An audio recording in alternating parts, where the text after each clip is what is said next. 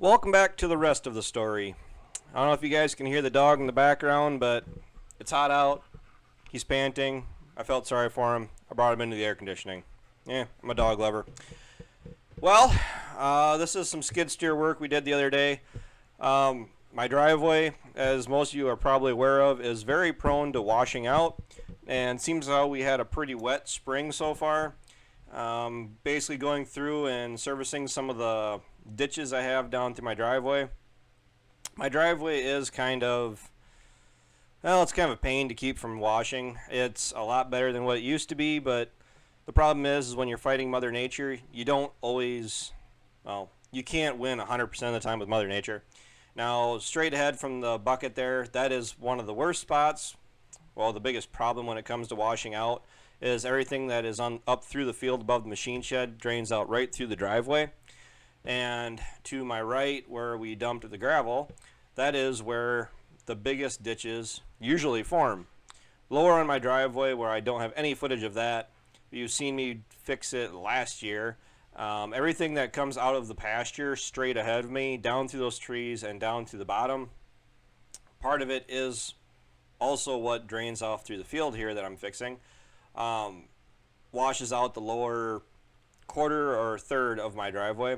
I am fixing that.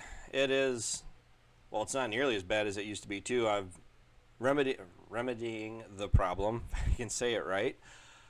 I'm putting a lot of bigger rocks down on the lower end of my driveway and all the way up through different areas where the water has been known to run a little bit faster when we do get a substantial amount of rain to help slow it down, and it has definitely reduced the amount of erosion I'm seeing.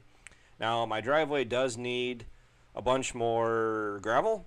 I'd say probably 2 more loads to get it back up to where it really should be height-wise.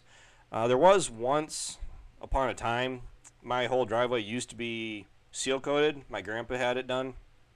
But the problem is that back at some point in history, Grandpa had a bunch of bulldozing done, and the problem is that they unloaded the bulldozer on the seal coat, which in turn, the bulldozer's tracks destroyed the coating. So Grandpa just hauled in a bunch of gravel, and we've just had it gravel ever since. We probably could get away with sealing it up again, but I'm just, aware of the fact that if we ever did, we'd have to make sure the bulldozers stay off of it. And I don't know what reasons or how it ended up happening, if it was just operator error or what, or if they were kind of forced into having to unload it there. But this is the grapple bucket in its element, being able to pick up objects and putting them specifically where they need to be.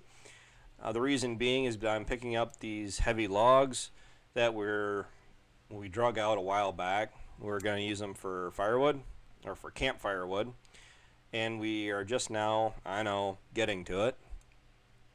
But they are some pretty nice pieces of wood.